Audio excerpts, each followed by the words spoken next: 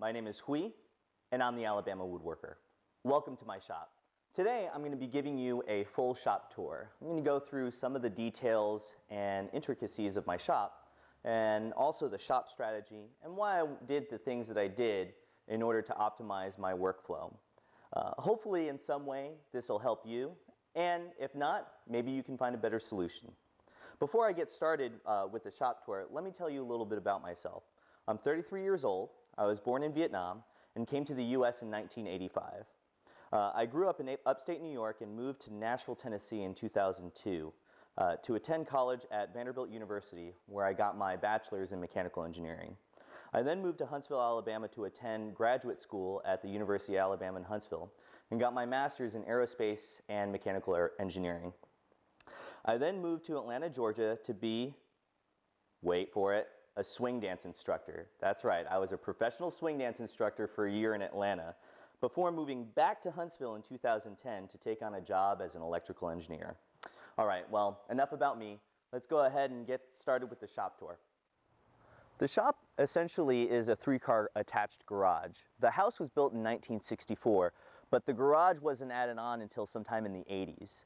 The overall workspace is approximately 25 by 35, but I've got about 900 square feet total because I've got a little area where I have a mop sink and some other storage for garage type things.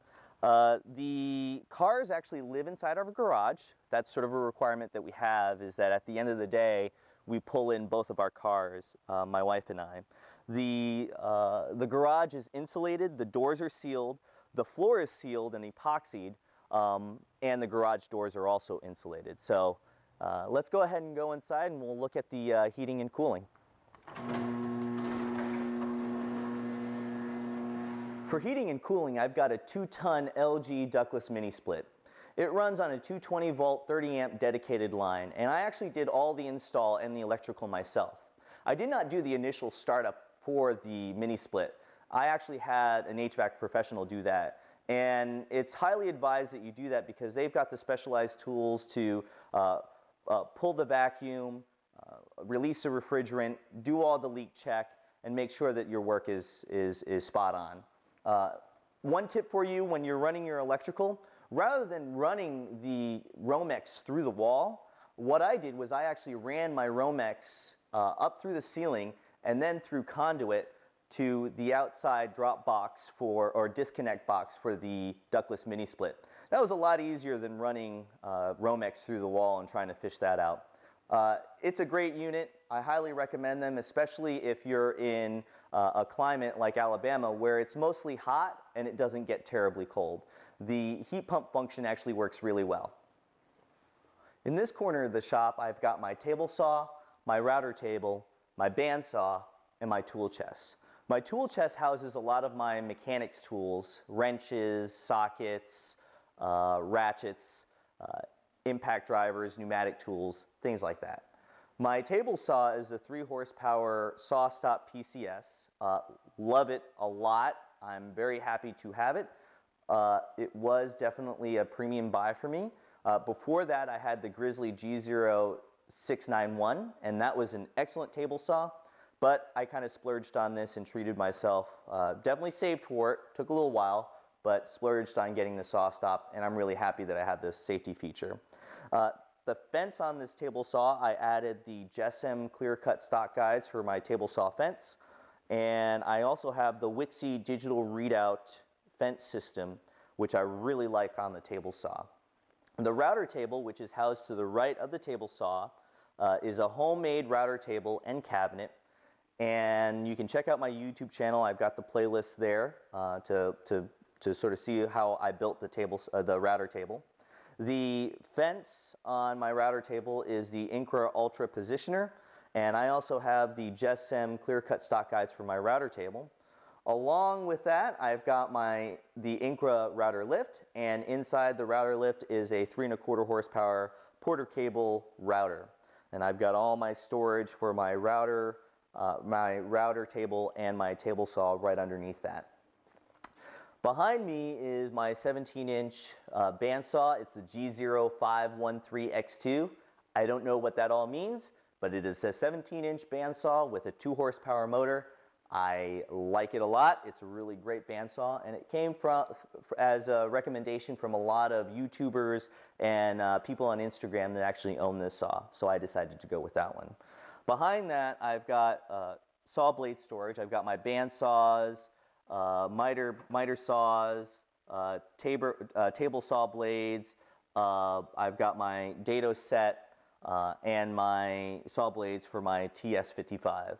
Up here, I've got storage for my miter gauges, and I also put auxiliary fence storage here, but I don't have an auxiliary fence anymore because when I sold my old table saw, I sold all that stuff with it.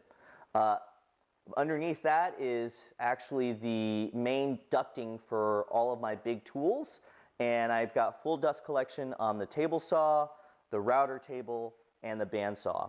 And one more thing about dust collection, I actually do have the overarm dust collection for the table saw. It works really great for sheet goods, but normally if I'm cutting hardwoods, I don't use the overarm dust collection. Let's go ahead and move on to the left and see some more stuff. On the outfeed side of my table saw is my multifunctional outfeed assembly table, or MOAT as I like to call it. Really, this table deserves a video all by itself because there's so much functionality to this table that it would be hard to explain in just a couple of minutes. Not only does it serve as a flat surface for assembly, glue ups, and for my outfeed, but if I take this surface off, which is just a piece of hardboard, underneath I've got a CNC machined array of holes, dog holes, that's modeled off of the Festool MFT tops. Along the front and the back are a set of T-tracks that I got from Misumi Engineering, which is called their Series 6 aluminum extrusion. And it just so happens that it fits the Festool clamps perfectly. These tracks that I got from Misumi Engineering also fit 1/4-20 hex bolt heads and M6 hex bolt heads. I've got tons of storage here, and in fact actually all my tools are on casters of some sort, but this table is actually on leveling casters. And I've got tons of storage for all my measuring tools, all my clamping tools, my routers, my marking tools, my clamps, my screws. Here I've got glue type material, so nitrile gloves, cups to mix epoxy, popsicle sticks, sponges, glue spreaders. In here I've got my drill and impact driver and all my battery operated stuff in there, my battery operated tools. And I'm actually going to bring you guys over on this side to see the other side. On this side of my moat, I have my Festool tools, all easy access, all on sliding ball bearing drawers. My sanders, I've got more storage for marking tools and measuring tools. I also have in here little sort of cubbies where I can put stuff. If I'm using them, I still need them, but I don't want to put them away, I can stick them inside these cubbies. I actually modeled this moat after Tim Wilmots from Benchworks, he's in Belgium, and Ron Polk. But I did not get plans from Ron Polk. I kind of just saw what he did and sort of modeled that sort of torsion box assembly table model. But I did buy the plans from Tim Wilmots of Benchworks, and I'll leave a link to his website where you can get plans. I did not build to his specifications. In fact, actually, I built this moat much bigger than what he had in his plans, but I utilized a lot of his measurements for the Festool boxes and a lot of his design elements within this assembly table. Let's go ahead and go to the miter station and drill press. Next up is my miter station. I built this about 2 years ago, and when I built it, I modeled it off of Steve Johnson, the down-to-earth woodworker. I modeled it off of his design, but I did not buy his plans and I did not use his designs exactly. This is the Bosch axial glide miter saw. I can't remember what it is, but it's a 12-inch miter saw. It's a great miter saw. Really like it a lot. I did have a slight issue with it, and thankfully warranty service took care of it without any problems. The track is not by Rockler. It's not by Craig. It is by Misumi Engineering. Just good old aluminum extrusion and just figuring out what tracks work with what. And I'm telling you, Misumi Engineering, their aluminum extrusions are cheap, much cheaper than getting aluminum extrusions from any of the woodworking companies, believe me. And it works great. This stuff is stout. It ain't going anywhere. I really like it a lot. I've got measurements along there and a stop block, shop-made flip stop. It works really great. Next to that is my drill press. This is also a homemade drill press table. The fence is adjustable. Guess what I used again? Misumi Engineering, aluminum extrusions. Their stuff is great. This is just a cheap Harbor Freight 13-inch drill press. I can't get rid of it because it works so stinking well.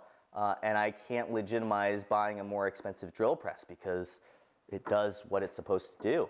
It's a great drill press.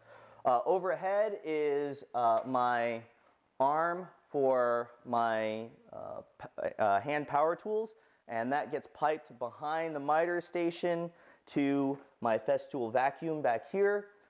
It works really well. When I'm not using it, it's off to the side. When I need it, it comes out, and I just wrap it up there. Lots of storage again with my miter station. I've got tons of drill bits and nails and things for the miter saw. I've got measuring tools, more, you know, just tons of storage. In fact, actually, I don't even use all the storage in here. Cabinet hardware, drawer slides, glues and epoxies and things like that. Lots of storage. I'm all about storage, and I'm all about having a home for everything. So with that, we're going to go ahead and move on. So in the far corner of my shop, I've got a wall of plastic pegboard with a lot of my measuring rulers and whatnot. I do like Woodpecker's stuff a lot, and I am a little bit of a collector. But man, their stuff is so good, and I really do enjoy having their rulers because they're just it's just nice. It's good fit and finish. My ducting runs again behind all my tools along this wall. I've got 1, 2, 3, 4, 5 drops to all my tools, all my big tools. I have the JDS 2 horsepower Cyclone dust collector. I love this thing a lot. It's really, really good. Man, this thing sucks a lot. On top of that, I've got my thermometer and hygrometer measuring the humidity along with the temperature in the shop. Behind the dust collector is my clamp rack. Here is my traditional workbench. It's a relatively small workbench, and don't mind all the stuff on there. I'm practicing how to use the lathe, so I've got a lot of blanks, and I definitely need it. But check out my Instagram. I have all the pictures on that sort of show the progress of building this workbench. I love it. I have the Veritas twin screw vise, which was a Craigslist find. Got it for super, super duper cheap. I mean, literally like less than a quarter of this vise new. So I love this workbench. I haven't been using it a lot lately, but man, when I do need it, it comes in handy. So I'm really happy to have that. We're going to go ahead and move on to the lumber stack and the other tool storage. So behind all my tools that are all on wheels is my lumber stack. I dry a lot of my own lumber because I'm able to find it on Craigslist for really, really cheap, undried, and I want to say I've got somewhere around 450 board feet of cherry, somewhere around 200 board feet of maple, something like about 200 board feet of walnut, 100 board feet of pecan, and maybe about 50 board feet of oak. But I've got a lot of wood. I definitely have a problem with collecting a lot of wood. I've got here just a roll-around cart. Usually this isn't here, but I've got a roll-around cart that I use for for parts and pieces and whatnot. Right now it has a couple of my Bosch tools under there just because they hadn't, I need to build another cabinet. I hadn't built another cabinet to house those tools. But this cart is great. It's actually a projector cart that I got from a company that was tearing down one of their old buildings, and they were just allowing the general public to come in and get a whole bunch of stuff. So this was in the mix, and I was like, man, that would be great as a roll-around cart for the shop if I need to transfer tools for milling and whatnot. And the great thing is it also has an electrical outlet and extension cord, which is really great. This is my sharpening station and sanding station. I've got my 8-inch Rikon bench grinder, a Grizzly combo belt and disc sander, jet oscillating spindle sander, and again, everything has storage. So in here I've got all my sandpaper, I've got my edge bander, a couple of my bigger sanders like my Makita belt sander and sheet sander, half sheet sander. I've got my sharpening system here. It's my lap sharp. Again, another Craigslist find. The lap sharp is quite amazing. Over here I've got my 15-inch planer. Behind that is my 8-inch joiner. Both have helical heads, Helix helical heads, bird Helix helical heads. And then I've got my my Grizzly lathe, which I've been working quite a bit on turning lately, as you could probably tell from my Instagram feed. But this is where the tools live. I'm going to pull them out, and I'm going to show you the lumber rack, which is a vertical lumber rack. This is my lumber rack. I chose to store my lumber vertically. All this stuff is dried. It's dry as a bone. So I really don't see that much wood movement by storing it vertically. In fact, actually, I haven't noticed any wood movement at all after it's dry, especially in a temperature-controlled environment. But I decided to go with a vertical lumber rack because it was just so difficult when it's stacked horizontally to get pieces that were underneath. It was just too much trouble. So I saw a couple of guys using a vertical lumber rack, and I decided to try it out. And I'm happy I did. It saves me a lot of space. It makes sense for me. Everything is secure. You know, this isn't going anywhere. It seems pretty secure to me. So I'm going to go ahead and move on and show you how I set up for my milling operation.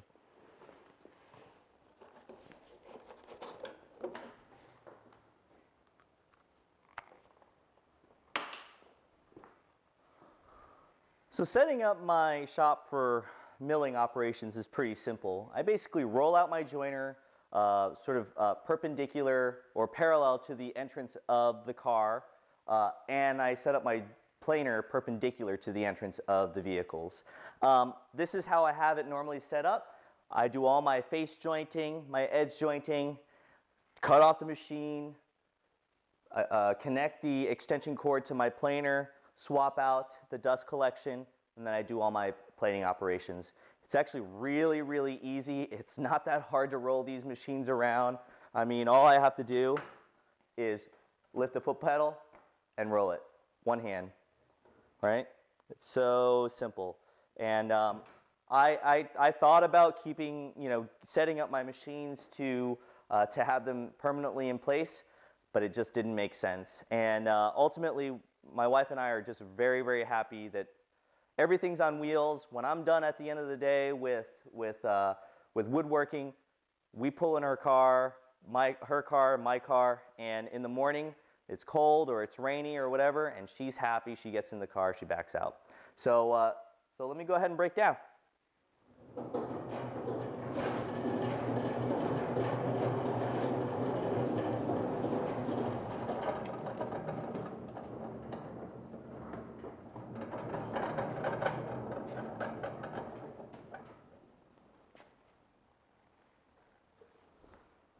So this is my setup when I'm doing any type of turning operation. I've got my bench grinder out on my rolling cart, my sharpening sanding station, and then I pull out my lathe. Now my lathe is raised up because I'm using a leveling caster.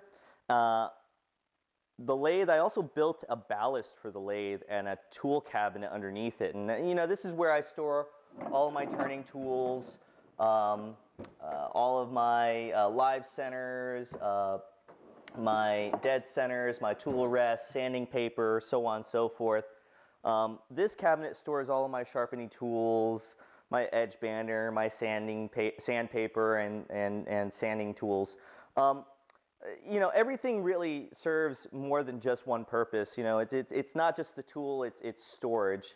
One thing is definitely for sure, having the lathe on casters, leveling casters, while I can lower the feet, I never have had to lower the feet on the lathe because it's so stinking heavy. I mean, it rolls around pretty easily, but it has so much downward force because I put a ballast underneath that's just filled with bricks. So it really doesn't move around. I've turned with it without the leveling feet. I'm sure people are probably going to say, you know, that's not safe, and maybe it isn't, but it isn't safe, but I haven't had this thing move at all while I was turning. I mean, you really, especially having force put on it this far off of center of gravity, I just haven't had an issue. But you know, setting it up into the wood turning operation takes practically no time, maybe 2 minutes, 3 minutes, maybe at most, if I'm just sort of playing around. But yeah, like I said, everything is on wheels, everything is mobile. I roll it out, I do my operation, I put it away at the end of the day. So I'm going to go ahead and show you one more shot of the full shop, wide angle, and show you what it looks like all put away.